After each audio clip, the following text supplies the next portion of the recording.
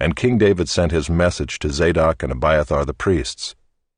"Say to the elders of Judah, why should you be the last to bring the king back to his house, when the word of all Israel has come to the king? You are my brothers, you are my bone and my flesh. Why then should you be the last to bring back the king? And say to Amasa, are you not my bone and my flesh? God do so to me and more also, if you are not commander of my army from now on in place of Joab." And he swayed the heart of all the men of Judah as one man, so that they sent word to the king, "Return, both you and all your servants." So the king came back to the Jordan, and Judah came to Gilgal to meet the king and to bring the king over the Jordan. And Shimei the son of Gera, the Benjaminite from Bahurim, hurried to come down with the men of Judah to meet King David, and with him were 1,000 men from Benjamin. And Ziba the servant of the house of Saul, with his 15 sons and his 20 servants, rushed down to the Jordan before the king, and they crossed the ford to bring over the king's household and to do his pleasure. And Shimei the son of Gera fell down before the king as he was about to cross the Jordan, and said to the king, "Let not my lord hold me guilty, or remember how your servant did wrong on the day my lord the king left Jerusalem. Do not let the king take it to heart. For your servant knows that I have sinned.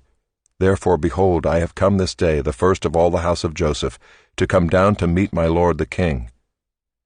Abishai the son of Zeruiah answered, "Shall not Shimei be put to death for this, because he cursed the Lord's anointed?" But David said, "What have I to do with you, you sons of Zeruiah, that you should this day be as an adversary to me? Shall anyone be put to death in Israel this day? For do I not know that I am this day king over Israel?" And the king said to Shimei, "You shall not die." And the king gave him his oath. And Mephibosheth the son of Saul came down to meet the king. He had neither taken care of his feet, nor trimmed his beard, nor washed his clothes, from the day the king departed until the day he came back in safety. And when he came to Jerusalem to meet the king said to him, "Why did you not go with me, Mephibosheth?" He answered, "My lord, O king, my servant deceived me. For your servant said to him, I will saddle a donkey for myself, that I may ride on it and go with the king, for your servant is lame. He has slandered your servant to my lord the king, but my lord the king is like the angel of God. Do therefore what seems good to you. For all my father's house were but men doomed to death before my lord the king. But you set your servant among those who eat at your table. What further right have I then to cry to the king?" And the king said to him, "Why speak any more of your affairs? I have decided. You and Ziba shall divide the land." And Mephibosheth said to the king, "Oh, let him take it all, since my lord the king has come safely home." Now Barzillai the Gileadite had come down from Rogelim, and he went on with the king to the Jordan, to escort him over the Jordan. Barzillai was a very aged man, 80 years old. He had provided the king with food while he stayed at Mahanaim, for he was a very wealthy man. And the king said to Barzillai, "Come over with me, and I will provide for you with me in Jerusalem." But Barzillai said to the king, "How many years have I still to live, that I should go up with the king to Jerusalem? I am this day 80 years old. Can I discern what is pleasant and what is not? Can your servant taste what he eats or what he drinks? Can I still listen to the voice of singing men and singing women? Why then should your servant be an added burden to my lord the king? Your servant will go a little way over the Jordan with the king. Why should the king repay me with such a reward? Please let your servant return, that I may die in my own city near the grave of my father and my mother. But here is your servant Kimham. Let him go over with my lord the king, and do for him whatever seems good to you." And the king answered, "Kimham shall go over with me, and I will do for him whatever seems good to you, and all that you desire of me I will do for you." Then all the people went over the Jordan, and the king went over. And the king kissed Barzillai and blessed him, and he returned to his own home. The king went on to Gilgal, and Kimham went on with him. All the people of Judah and also half the people of Israel brought the king on his way. Then all the men of Israel came to the king and said to the king, "Why have our brothers the men of Judah stolen you away and brought the king and his household over the Jordan, and all David's men with him?" All the men of Judah answered the men of Israel, Because the king is our close relative, why then are you angry over this matter? Have we eaten it all at the king's expense? Or has he given us any gift?" And the men of Israel answered the men of Judah, "We have 10 shares in the king, and in David also we have more than you. Why then did you despise us? Were we not the first to speak of bringing back our king?" But the words of the men of Judah were fiercer than the words of the men of Israel.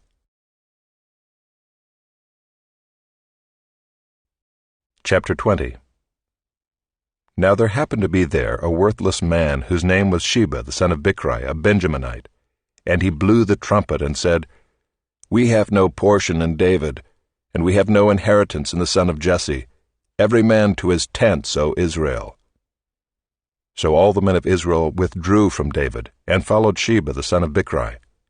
But the men of Judah followed their king steadfastly from the Jordan to Jerusalem. And David came to his house at Jerusalem, and the king took the 10 concubines whom he had left to care for the house, and put them in a house under guard, and provided for them, but did not go into them. So they were shut up until the day of their death, living as if in widowhood.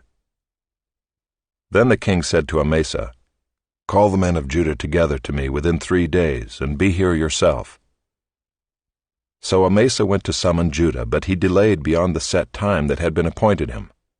And David said to Abishai, "Now Sheba the son of Bichri will do us more harm than Absalom. Take your lord's servants and pursue him, lest he get himself to fortified cities and escape from us." And there went out after him Joab's men, and the Kerethites and the Pelethites, and all the mighty men. They went out from Jerusalem to pursue Sheba the son of Bichri. When they were at the great stone that is in Gibeon, Amasa came to meet them. Now Joab was wearing a soldier's garment, and over it was a belt with a sword in its sheath, fastened on his thigh, and as he went forward it fell out. And Joab said to Amasa, "Is it well with you, my brother?" And Joab took Amasa by the beard with his right hand to kiss him. But Amasa did not observe the sword that was in Joab's hand. So Joab struck him with it in the stomach and spilled his entrails to the ground without striking a second blow, and he died. Then Joab and Abishai his brother pursued Sheba the son of Bichri, and one of Joab's young men took his stand by Amasa and said, "Whoever favors Joab, and whoever is for David, let him follow Joab." And Amasa lay wallowing in his blood in the highway, and anyone who came by seeing him stopped. And when the man saw that all the people stopped, he carried Amasa out of the highway into the field, and threw a garment over him. When he was taken out of the highway, all the people went on after Joab to pursue Sheba the son of Bichri.